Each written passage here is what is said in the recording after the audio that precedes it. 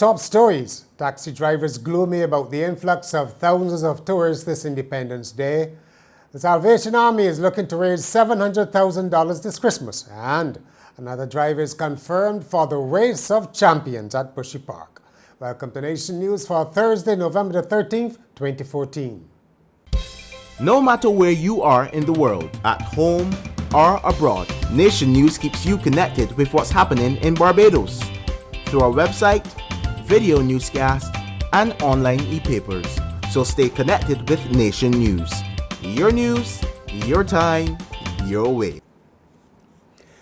Bridgetown's big businesses are preparing for a busy Independence Day, a Sunday this year, but taxi drivers are not as optimistic that they'll benefit greatly from the 15,000 cruise passengers from the 5 ships expected.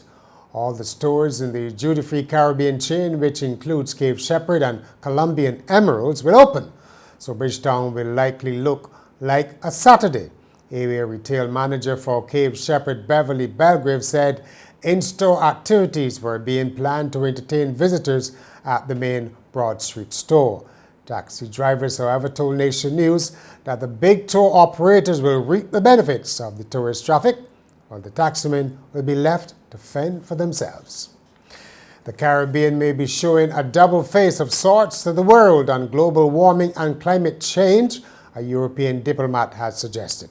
Head of the European Union delegation to Barbados and the Eastern Caribbean, Michael Borford, has told an energy conference that our region has taken the moral high ground on climate change, but its reliance on coal and gas could be sending the wrong signal to the international community.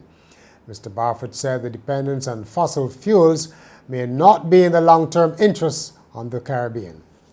I have to say that I'm a little bit concerned about the role of gas and coal as components of the regional energy mix.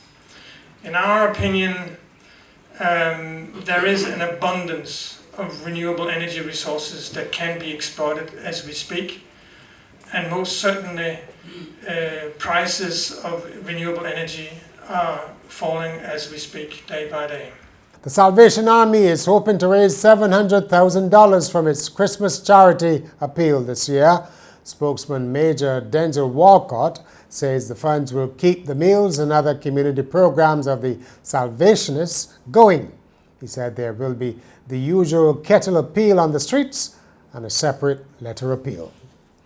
The Barbados Vagrants and Homeless Society plans to open the doors of its 24-hour shelter by the end of the month once the necessary approvals are in place. Failing that, Chairman Kimar Safri said the 35-bed facility for homeless men and women will open in the city in early January.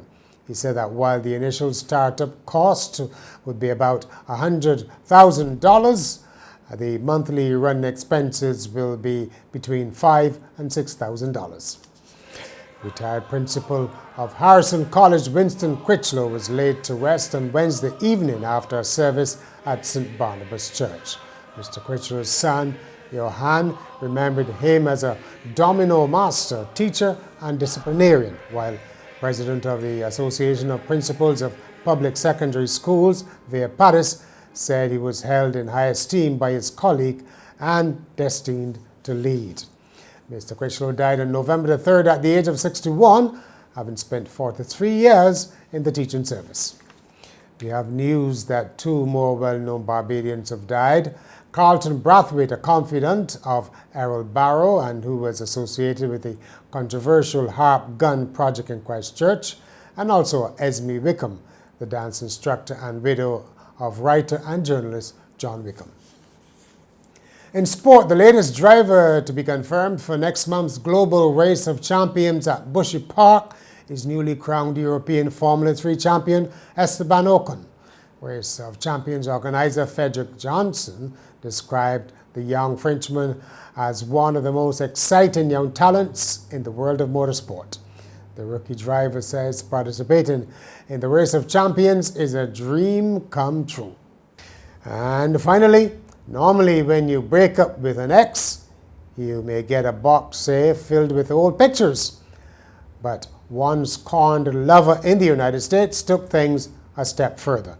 He mailed his ex-girlfriend 15 live baby chicks. 15.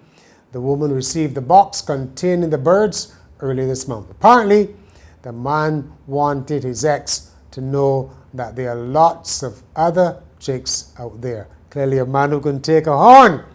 The innocent things caught in the crossfire made their way to an animal sanctuary in Washington, thanks to the mailman who took them there after the recipient told him she planned to throw them away.